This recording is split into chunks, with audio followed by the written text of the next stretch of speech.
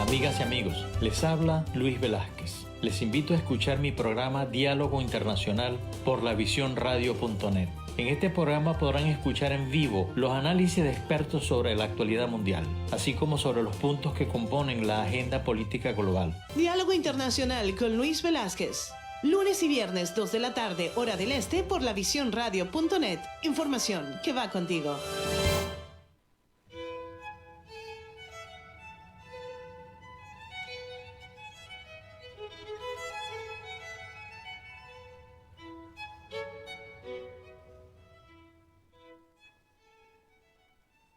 Muy buenas tardes, amigas y amigos de la visiónradio.net. Soy Luis Velázquez desde Atlanta. Encantado de estar de una vez más con ustedes. Bienvenidos a esta nueva emisión de Diálogo Internacional. En los controles, como siempre, mi querida amiga Alexia. ¿Cómo has estado, Alexia? ¿Cómo estuvo el fin de semana? Muy bien, muchas gracias, Luis. Todo tranquilo, tranquilito, la verdad. Espero que el tuyo también. Sí, efectivamente así estuvo, sin mayores cosas. Es que te confieso que la realidad es que me siento demasiado preocupado por el tema de los contagios. Eso hace pues que mis libertades sigan disminuyendo. Es que la gente se está olvidando de que todavía no ha acabado esto. En definitiva, es algo bien claro en que la conducta de las personas está haciendo de que los números vuelvan a subir. Sí. Hoy el periódico de Atlanta, el Atlanta Journal-Constitution, da una cifra de contagio espectacular, 400,000 personas en Georgia. Tenemos 404,000 ya desde que empezó la pandemia. ¿Qué tal? Sí, 404,000. Bueno, la cifra la da el Departamento de Salud Pública del Estado. Claro. Siempre todos los días a las 2 de la tarde con 50 minutos hay un nuevo reporte y hay que tomar en cuenta que durante los fines de semana esto no solamente pasa en Georgia y no solo en Estados Unidos, sino también en el resto del mundo. Los números que llegan el lunes usualmente son bajos, pero porque hay una acumulación todavía ahí pendiente, ¿verdad? Claro. Pero hemos estado viendo acá. Tuvimos, si no estoy mal, fue el miércoles, más de 3,000 casos y hemos estado viendo más de 2,000 casos en los últimos días. O sea, cada 24 horas se suman más de 2,000 casos acá, solamente en el estado. Realmente una barbaridad y muy triste, ¿no?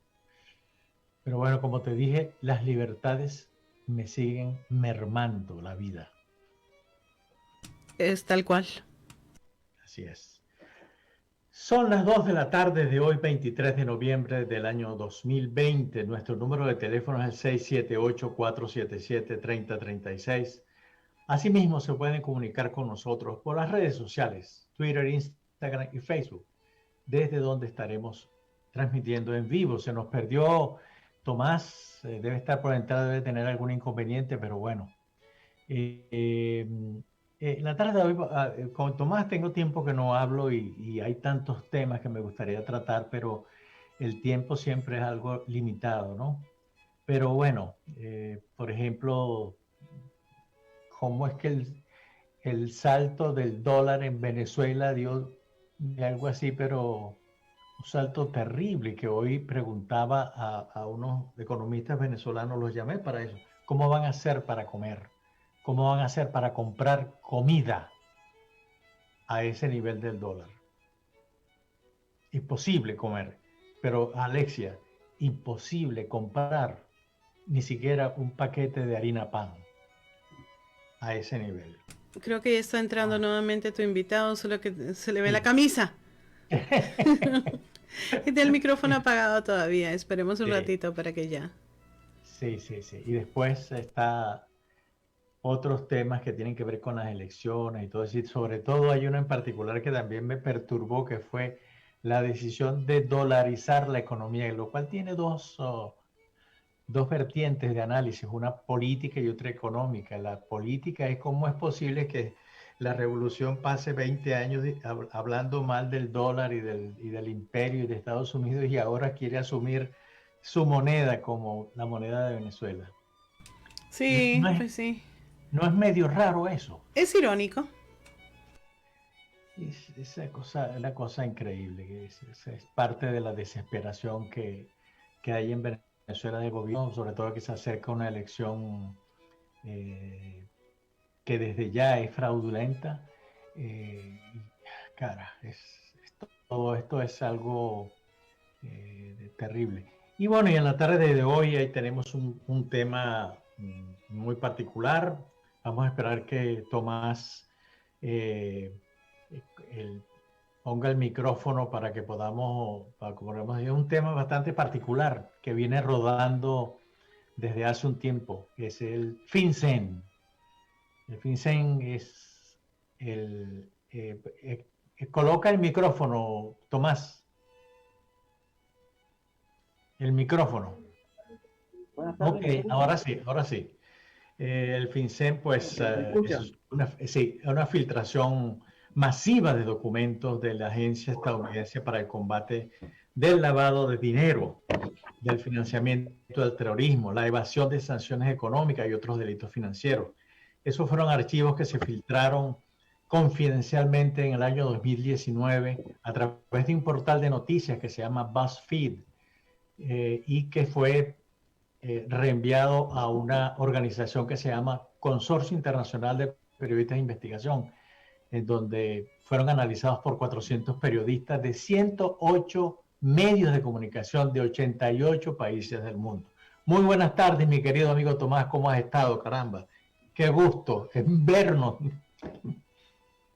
Bueno, profesor, muy buenas tardes. Muchas gracias nuevamente por esta invitación que me hace a su programa. Debo decirle que los anteriores programas he recibido muchos emails de gente de aquí de Venezuela, sobre todo de los círculos donde uno está, de los círculos académicos, ¿no? Claro. Y entonces ya no están accesando al programa porque yo estoy, sino que lo están siguiendo ustedes. O sea, fui desplazado. Muchas gracias. Vulgarmente desplazado, eso no era la idea y te digo que yo me siento tan contento de estar de nuevo en el programa, de hablar con Alexia en lo que podemos hablar porque no la veo, tengo como 8 meses que no la veo. Nos hablamos nada más, ¿verdad, Alexia? Así es. Pero bueno, les comentaba a la audiencia que hay un tema, bueno, hay muchos temas que tenemos que hablar porque tenemos tanto tiempo que no tenemos esa comunicación tan seguida por la cantidad de cosas que hay, pero bueno, está el tema de la dolarización en Venezuela, que es un horror, el tema de una cosa, el tema del dólar, cómo es posible que hoy día amaneció la gente que no puede comprar alimentos. ¿Qué va a pasar? Pues eso tiene connotaciones políticas graves y de seguridad. Hoy un amigo me decía, no, pues desde hoy no saldré más de la casa porque cualquier persona que me encuentre en la calle con un celular o me vea un bulto en un bolsillo me va a matar porque quiere quitarme lo que yo tengo para poder venderlo y así comprar su comida. Imagínate la situación. Pero por ahora, eso lo vamos a dejar para más adelante, pero por ahora, Tomás, yo quisiera que nos concentráramos en un tema que a mí me espanta, que es el FinCEN, el tema de esa información, de esa cantidad enorme de documentos que fueron alrededor de 2.600 informes que se filtraron al Consorcio Internacional de Periodistas de Investigación sobre 200.000 transacciones medio dudosas, por decirlo de alguna manera. Eso por un lado, que no es tan grave, Tomás, pero lo más grave es que precisamente los principales bancos del mundo fueron el camino para el lavado, para el blanqueo de esa cantidad de dinero. Está el Deutsche Bank, el Bank de Nueva York, Standard Chartered, JP Morgan, Barclays Bank, HSBC. Bueno, él siempre ha estado en la palestra por esas cosas medio raras. Bank of America, China Investment Corporation, Wells Fargo, Citigroup. Eso me preocupa mucho porque es decir, hay cosas encontradas. Por un lado hacen eso, pero si hay algún deudor que no pagó el mortgage a tiempo, le están diciendo desocúpame mi casa, qué sé yo, pero ellos por el otro lado están haciendo cosas que realmente afectan directamente. Pero bueno, tú eres el especialista financiero. Tomás, bienvenido. Gracias, profesor, gracias. Bueno, fíjese, sí, efectivamente, eh, la apertura a la luz pública de esta cantidad de documentos, bueno, reveló una realidad que se venía manifestando desde hace mucho tiempo, ¿no? No solamente, no solamente por lo que esto implica, sino también por las prácticas que están asociadas a ellas. Y volvemos a nuestro programa anterior. Yo creo que la economía negra está abordando a la economía blanca, porque está mutando, está reacomodándose de acuerdo a unas circunstancias que muchas veces el imperio de la ley y la estructura, el establishment, no descodifica a tiempo, o a lo mejor no está interesada en descodificarlo. Hay que también dejar esa arista en este análisis, porque eh, fíjese, lo que pasa aquí en Venezuela con el tema del dólar es una forma, es una práctica, ¿no?, de abordaje de la economía negra. Eh, los grandes capitales se dolarizan, la banca hace unas operaciones, impulsa un tipo de cambio que lo exacerba, lo excita por encima de los niveles reales de apreciación, ¿no? Y esas ganancias luego son colocadas en otros escenarios, en otros mercados financieros, y no rinden el relacionamiento convencional de la economía, o sea, no pagan tributos, no generan más impulso económico en la economía de la cual provienen, y causa las distorsiones, bueno, que todo el mundo puede percibir en el caso de Venezuela.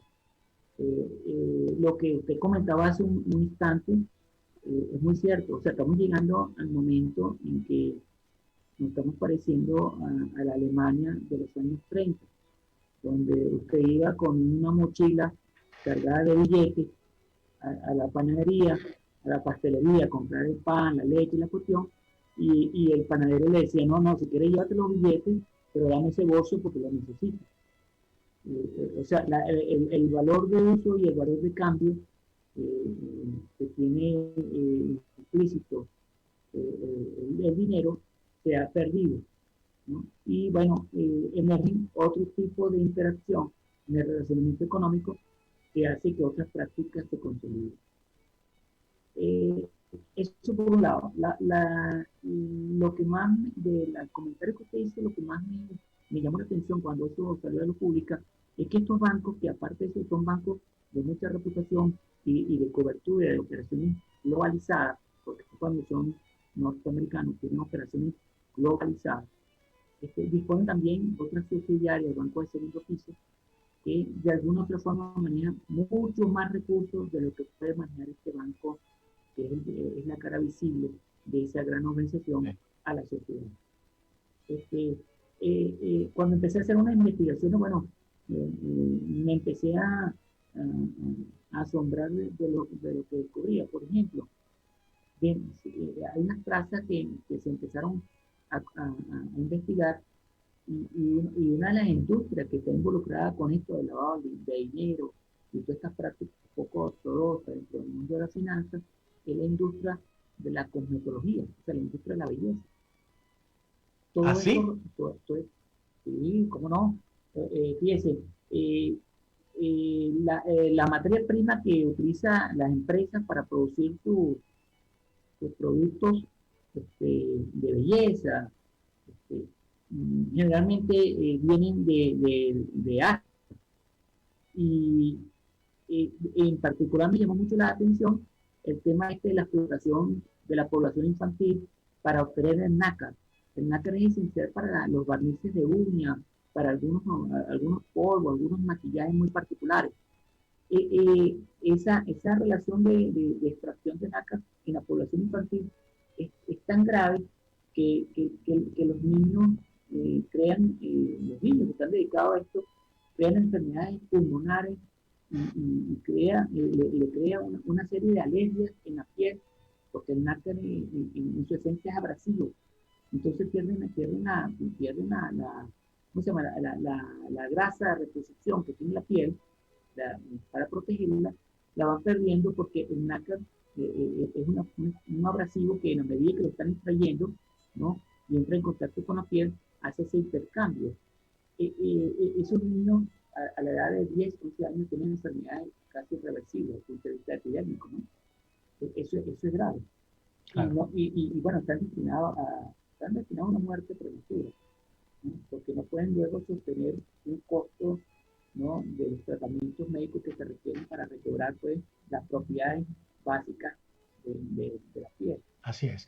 Tomás. Pero eso es asombroso. Y entonces te supone a ver que las empresas sin ningún tipo de ética ni moral no hacen ningún intento de darle un retorno económico a esas poblaciones para ayudarlos de alguna forma. Están en condiciones infrahumanas. Tomás, permíteme que vamos a una pausa comercial y ya regresamos. Ya regresamos con más de lavisiónradio.net.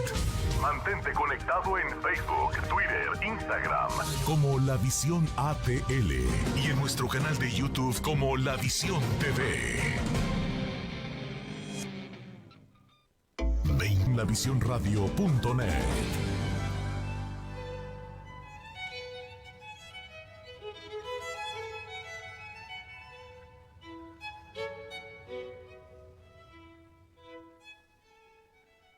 Estamos de regreso en Diálogo Internacional. Estamos conversando con el doctor Tomás Martínez. Tomás, ¿cómo es posible que cometer un delito tan grande como es el lavado, la corrupción, la desviación de dinero, es mucho más sencillo y casi que es algo que ni siquiera tiene... Es muy difícil que te condenen por eso. ¿Cómo se puede hacer? ¿Qué es lo que está pasando no solamente en la justicia, sino en el sistema financiero internacional? Es la globalización, cuyo elemento principal son las finanzas. ¿Qué es? ¿Qué pasa? Bueno, lo que ocurre es que hay algunas cosas de orden estructural que le hemos perdido en el tiempo, ¿no? La finanza y la economía ha perdido la sensibilidad humana. Y cuando se pierde la sensibilidad humana, los conceptos éticos no tienen mayor relevancia. No hay ética para el manejo del dinero, no hay ética. Lo que se plantea en los medios financieros de retorno son números. Y no importa dónde provengan. Lo importante es que ese retorno, ¿no?, cumpla con las expectativas de lo que promueven el capital. De manera que hacer algún juicio, ya sea de corte legal, judicial, pues, o moral, es verdaderamente difícil. Fíjense que, bueno, como usted lo dijo al comienzo del programa, hay un torrente de papeles que está navegando por allí en el ciberespacio con evidencia más o menos concreta del asunto, de una serie de bancos importantes que están mezclados en negocios turbios o al margen de las normas y regulaciones de cada uno de los países y economía donde opera, y sin embargo no ha ocurrido nada. O sea, no ha habido mayor cosa más que el escándalo y, bueno, algún señalamiento, alguna cosa, pero de eso al hecho de regularlo, de hacer unas contramedidas, de que los organismos reguladores puedan de alguna u otra forma tomar acciones para que esto no ocurra y para que la economía no se desvirtúe y no pierda los parámetros, ¿no?, que implican un circuito ya establecido, definido, donde el fin último sea generar el bienestar de la sociedad. Creo que no está planteado ahora. Ahora, eso es... O sea, por lo menos yo no lo veo.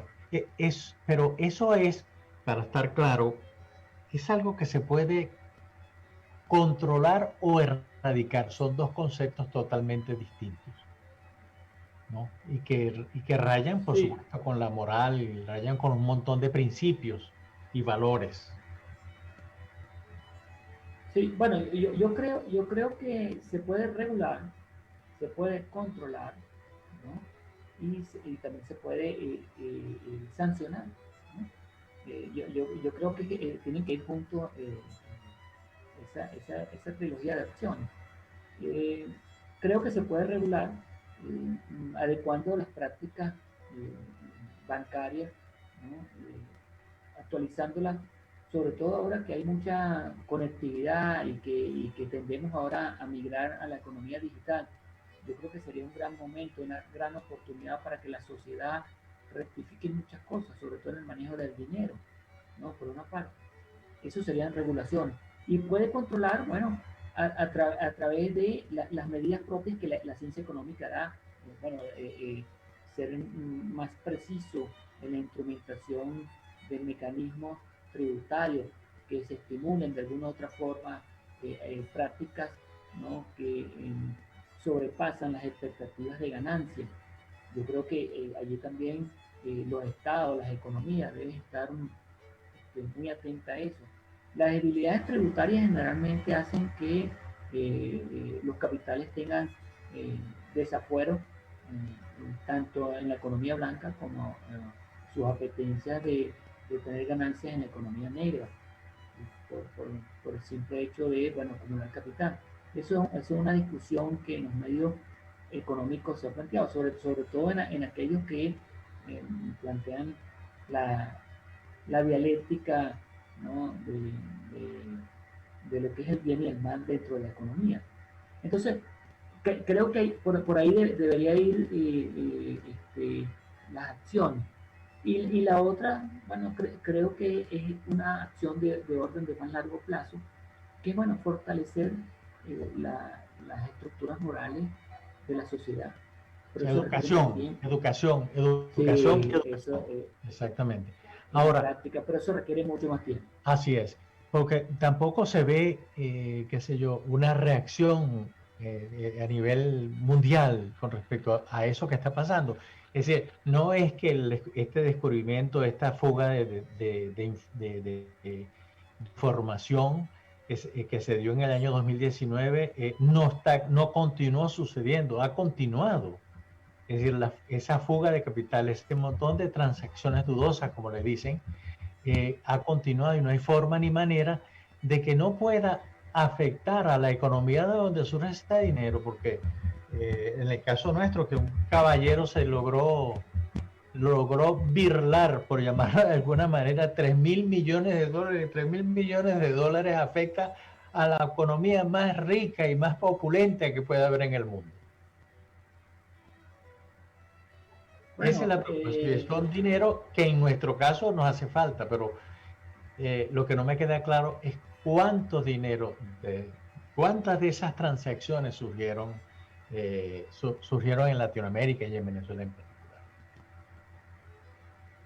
Bueno, fíjese, el caso de Venezuela tenemos varios referentes allí en el mercado, del mercado financiero nacional migraron una cantidad, se estima una cantidad superior a unos 240.000 millones de dólares fueron extraídos del fisco y bueno, están focalizados en unas 8 o 9 personas. Estas personas están negociando con la justicia porque también hay debilidad en el aparato judicial. O sea, la justicia colaborativa, aquella que plantea de que se admite el delito y contribuye a aclarar la raíz de ese delito y es sancionado con parte de los fondos que obtuvo a través de ese delito, usted puede ser protegido por esa justicia. Usted puede recibir una identidad nueva, usted puede, es como especie de impuesto que va a pagar, usted de los 1.000 y tantos millones que se llevó, usted va a dejar 500 aquí en las arcas del Estado, de este sistema judicial.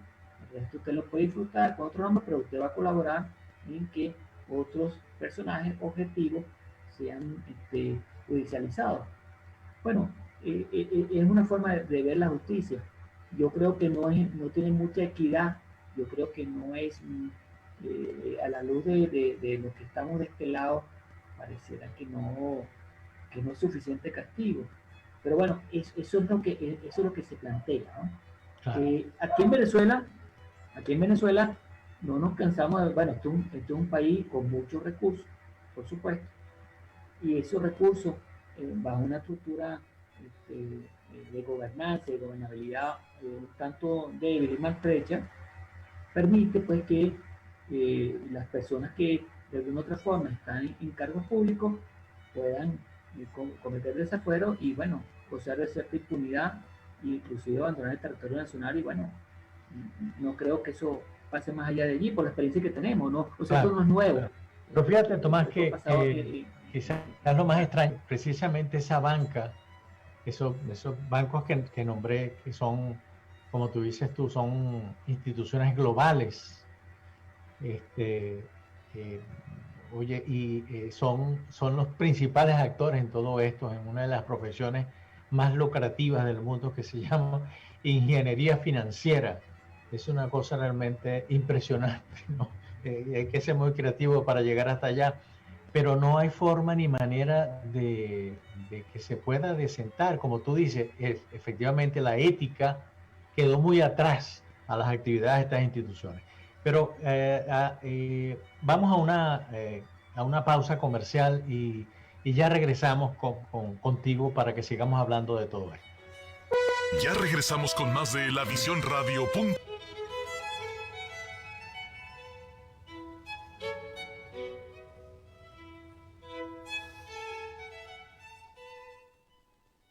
Estamos de regreso en Diálogo Internacional. Estamos conversando con el doctor Tomás Martínez. Les recuerdo que nuestro número de teléfono es el 678-477-3036 y asimismo se pueden comunicar con nosotros a través de las redes sociales Twitter, Instagram y Facebook. Tomás, te hace un comentario en todo esto porque efectivamente, como tú dijiste también al principio, después de todo esto no se ve ninguna acción de tipo jurídica, policial, de ningún tipo, ni siquiera sancionatoria de alguna manera. Sé que algunos bancos como el HSBC ha sido sancionado, ha pagado multa, pero ha seguido en la misma. Es como un niñito tremendo que lo castigan y te dicen, prometo que no voy a hacer más, pero al final vemos que eso no es así, que siguen cometiendo el mismo error, siguen haciendo negocios sin ninguna ética y eso redunda en una falta, redunda en un deterioro de la confianza en las instituciones.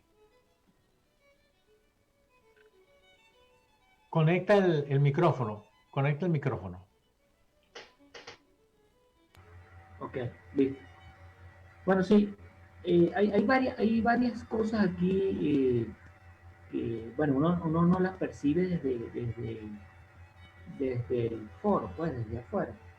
Una es que, bueno, así como estas grandes organizaciones financieras captan recursos de origen dudoso, también se dedican a aplicarlos, ¿no? En empresas riesgosas. No es nada extraño ver en cualquier sociedad que estas organizaciones financian, por ejemplo, las campañas electorales. Esa es una forma también de atenuar las acciones de contramedida que puedan venir pues, del establishment legal de cada una de esas sociedades. Pasa en todos lados y por más controles que los organismos reguladores del tema electoral tienen, siempre se escapan, ¿no? Y las sanciones son a veces un tanto ridículas ante el monto del capital que se maneja. Sancionar a un banco con una multa de $1 millón cuando estamos hablando de 8 o 9 mil millones que están transando, que blanquearon o que manejan de orígenes dudosos y que eso genera unos retornos al 5 o 6% en mercados globalizados, bueno, realmente es como una propina que se le da a los organismos reguladores para que sigan ellos franquiciando sus actividades.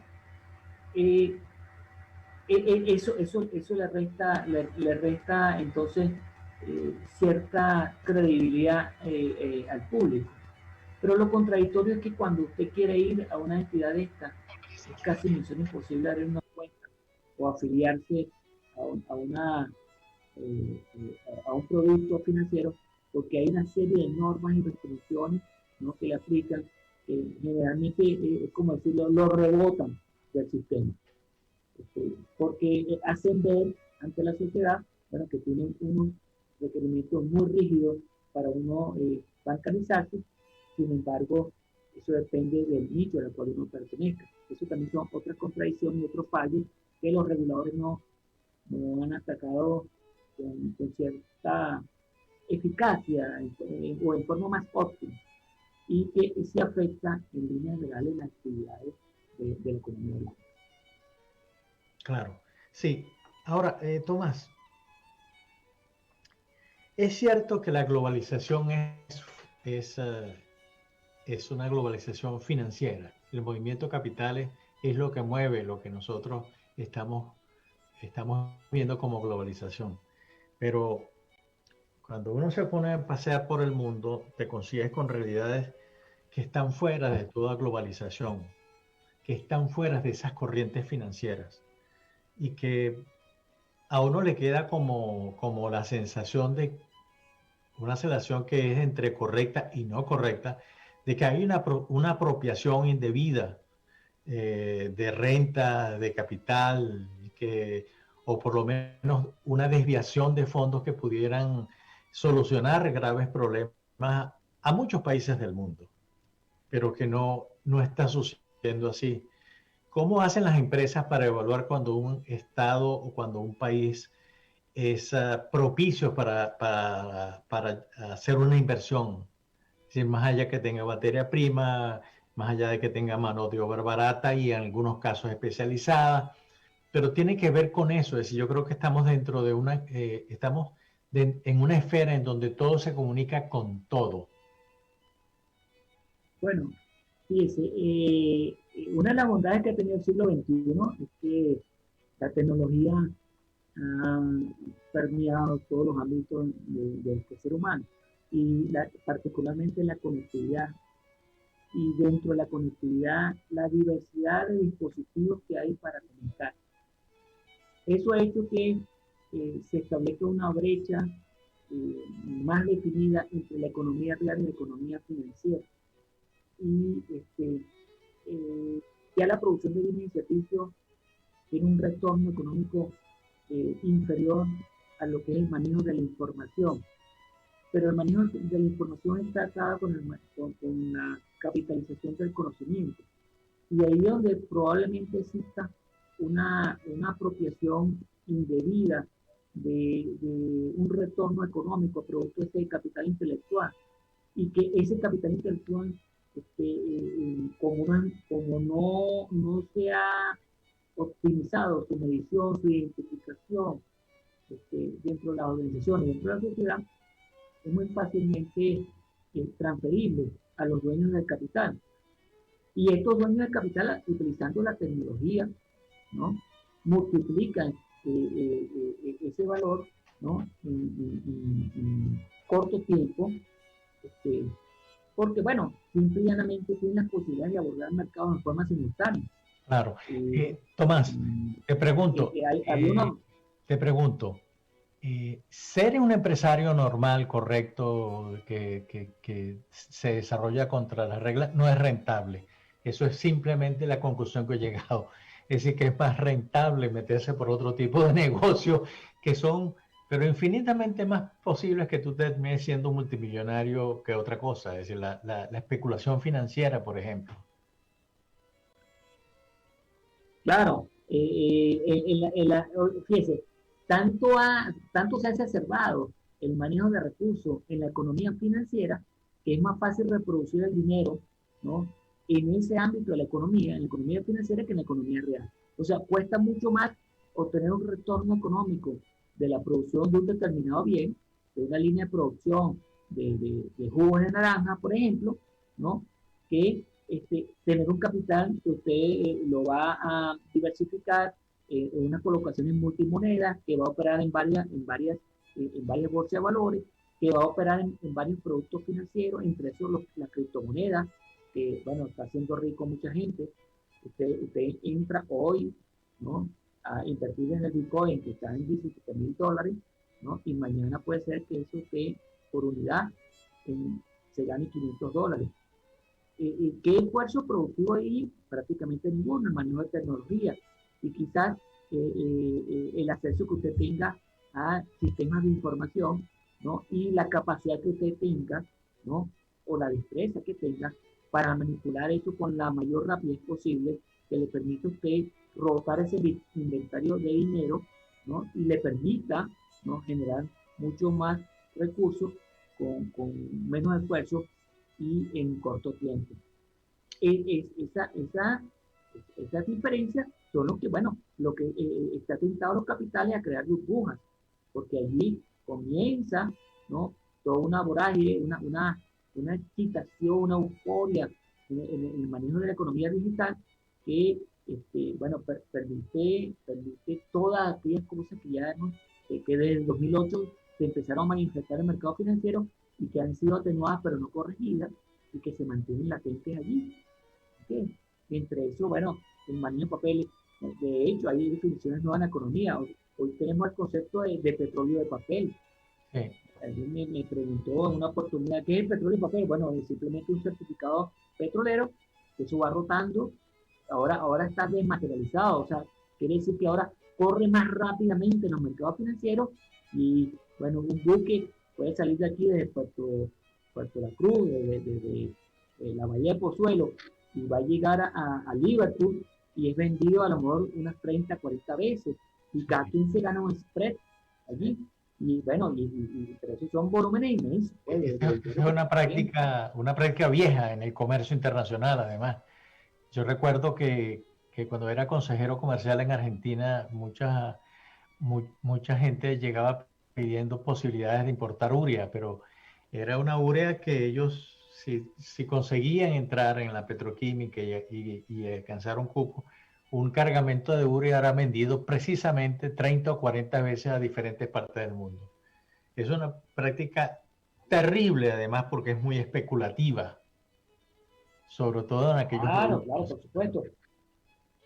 Claro, pero imagínese ahora la potencialidad que hay en plantar ese producto en 45 días que navega el buque. Claro. Es increíble porque la conectividad, o sea, es inmediata. Y usted ya superó las barreras geográficas, las barreras comunicacionales, la barrera de conectividad, los horarios. Ahora las transacciones en los mercados digitales no dependen de horarios ni de árbitros distintos a las partes.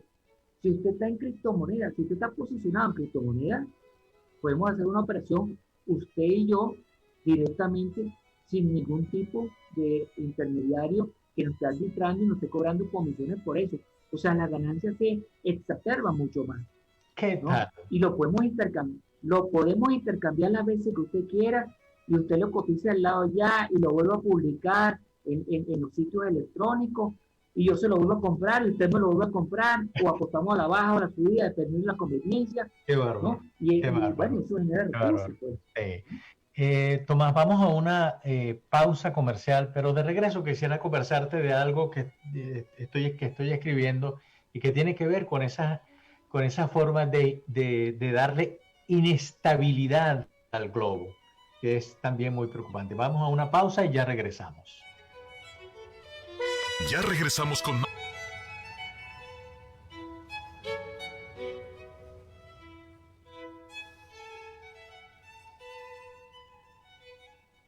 Estamos de regreso en Diálogo Internacional. Estamos conversando con el doctor Tomás Martínez acerca del FinCEN y así, es decir, el FinCEN no la podemos ver, Tomás, como algo aparte, como algo abstracto en el aire. Tenemos que verla dentro de un contexto. Todo se vincula en esta era, irremediablemente es así. Pero, como te decía, Tomás, he estado escribiendo algunas cosas y que tienen que ver con todo lo que está pasando. Incluso yo en esto que estoy haciendo nombré el FinCEN y expliqué más o menos de qué se trataba, todo este escándalo que la gente todavía, es decir, el individuo de a pie todavía no sabe el daño que le han producido, el daño que le han hecho en todo caso, porque estamos hablando de cuántos miles de millones de dólares transados en esas operaciones ilícitas, de 500 mil millones de dólares quizás. Entonces yo, analizando todos estos casos y estas cosas y analizando el escenario mundial, yo dije al final, porque fue una madrugada que me levanté que no tenía sueño, mis horas de trabajo son a partir de las 3 de la madrugada. Y entonces decía, el mundo necesita un revolcón. Y mucho más grande, y más intenso que lo que hemos tenido en épocas anteriores, sobre todo durante la Segunda Guerra Mundial. Porque creo que estamos dentro de un deterioro del cual no vamos a salir. Es decir, por donde quiera que nosotros estemos mirando, vamos a encontrar una falla. Hay países que se salvan, otros que no. Hay cosas que no se pueden evitar. Es decir, prácticamente estamos en el umbral, en la puerta de afirmar, bueno, la igualdad no existe. Desde el punto de vista humano, realmente no existe por una cantidad de cosas de los cuales se puede discutir más adelante, pero es decir, el FinCEN es solamente una parte pequeña, pero el resto, estamos realmente en un umbral en donde tenemos muy poca salida, en donde vamos a llegar en cualquier momento, a lo mejor tú y yo no lo vamos a ver, pero sí nuestros hijos, a una pared que va a ser infranqueable, en donde vamos a tener que actuar de otra manera y recomponer todo. Bueno, fíjate, creo que eso lo hablamos en una oportunidad al comienzo de esta coyuntura de la pandemia. Yo creo que pueden ocurrir cambios importantes en el futuro próximo. Cambios que tienen que ver con el relacionamiento humano, cambios que tienen que ver con que son derivados de una reflexión, ¿no? de los pensantes, ¿no? sobre si estamos en el camino correcto que garantice la continuidad de la existencia de la especie humana. Eso no es una utopía, ¿no? Pensar en estas cosas y de un futuro ideal, sino que yo creo que ahora es una necesidad.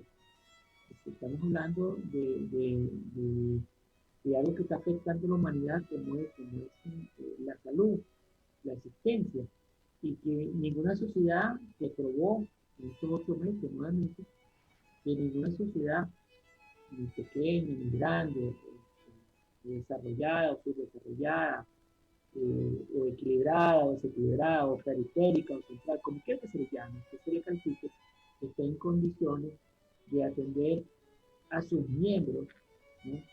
de esta sociedad con la debida eficiencia, efectividad y requerimientos que se tienen que hacer.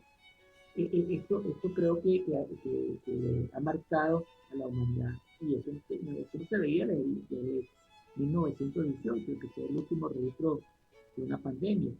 Hoy en día estamos hablando ya de la sindemia, que es el efecto de una enfermedad pandémica en la actividad humana, en la actividad social y en otras actividades. De modo que de alguna u otra forma esto va a ser el principio, ¿no? de ver las cosas con un lente muy particular, que no es el que veníamos nosotros analizando hasta ahora. Creo yo que, y lo siento así, ¿no? Porque el común de la gente, indistintamente de su condición social, económica, intelectual, está reflexionando sobre eso. Y así como hemos visto cosas no admisibles dentro del comportamiento humano, también hemos visto algunas demostraciones altruistas que hacen que tengamos esperanza en que la humanidad pueda cambiar. Es mi visión sobre eso. Ahora hablando desde el punto de vista estrictamente económico, yo creo que hablar de que la justicia y la equidad lleguen en el ámbito económico va a ser verdaderamente difícil. Hoy hay más pobres en el mundo y hoy los ricos son mucho, pero mucho más ricos. Se está viendo la tasa de crecimiento de la riqueza. Bueno, y en este periodo de recesión de 8 meses, 9 meses, los más ricos al menos han incrementado el 22% de su producción Sí, en recursos financieros. sí, sí. Ahora, no sé cómo lo han hecho, pero bueno, pero Lo hicieron, una que cosa es lo importante. para Seguramente estudiar, lo hicieron lo hicieron. honestamente. No, Seguramente lo hicieron a través de sus bueno, negocios de especulación financiera, como sea. Pero, por ejemplo, cuando tú ves hay un fortunas de costo, hay un costo. sí, cuando tú ves fortunas de 200.000 millones de dólares en 7 meses, tú dices, oye, pero como que es decir, no hay forma ni manera que yo pueda analizar realmente cómo sucedió eso en 7 meses, por favor. A veces no se puede digerir esas cosas, ¿no? Y bueno, uno trata de, claro, uno tiene una lógica de análisis, ¿no? Uno Claro. trata de ver unos indicadores y ver la coherencia, la estabilidad de las cifras. Bueno, pero ¿cómo hicieron? O sea, la pregunta es ¿cómo hicieron? Claro, Si claro. la mayoría de la gente, los aparatos económicos, las principales economías, o algunas están en recesión y otras están deprimidas, porque Sí, no son los mismos efectos. Unas en recesión, insisto allí para nuestra audiencia, unas están en franca recesión económica y otras están en un proceso de depresión, que es una consideración, yo diría, un poco más calamitosa, ¿no? Sobre todo desde el punto de vista social de esa economía, ¿no? Entonces, aún cuando eso es así, aún cuando el sistema se dislocó, ¿no? El sistema económico mundial, a raíz de esta coyuntura de la pandemia, se generó riqueza. claro. Entonces la pregunta lógica sería, ¿cuál fue el costo? O sea, ¿quién generó eso? ¿Cuál fue el costo de eso? Bueno, eso será objeto de estudio, de análisis, y bueno, yo no quiero pensar que esos costos van a ser medidos en referentes extra ciencias económicas, o sea, en referentes de otro tipo, costo de vida, sacrificio humano, cosas estas, ¿no? Porque eso no sería muy justo, pues, eso no sería muy convencional dentro de lo que se espera del mundo moderno, ¿no? Pero bueno, eso lo dejo allí para que todos reflexionemos, ¿no? Claro, Sobre eso, ¿no? no, por supuesto, pero no deja de ser preocupante porque la distancia entre igualdad y desigualdad se sigue ampliando y después la confusión en los dos términos. Es decir, igualdad no necesariamente es que tú tengas un poquito más de dinero o mucho más dinero en el bolsillo o que los gobiernos tengan una institución que todos los meses les dé una cantidad enorme de dólares o de euros para que sean su manejo diario se equipare con el manejo diario de un millonario. Es decir, son conceptos que se han mal manejado y que la ciudadanía en general los ha consumido así de una forma muy fácil. Dice, claro, yo quisiera ser igual eh, o tener lo mismo que tiene, por ejemplo, y que me disculpa si lo nombro, por ejemplo, el señor Bezos, el dueño del Amazon. Pero eso no puede ser. Eso no puede ser, o la fortuna de Bill Gates o algo así, no puede ser. Es decir, el término de igualdad está muy vilipendiado, está muy mal utilizado y el término desigualdad está también, ¿entiendes? La igualdad ante la ley, la igualdad, es decir, se supone que todo tiene su paso y tiene todo un proceso para llegar a.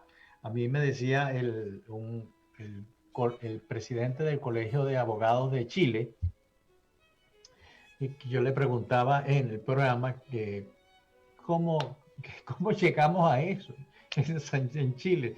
Y él me dice, bueno, por varias razones, pero la primera y la fundamental es simplemente que en Chile, después de la dictadura, fue creciendo y creándose una nueva clase media. Hubo gente que salió de la pobreza, muchísima gente que quiere más, pues. Y es justo, lo ha trabajado. Pero resulta que los países tienen un techo a partir del cual como que no se puede. ¿Entiendes?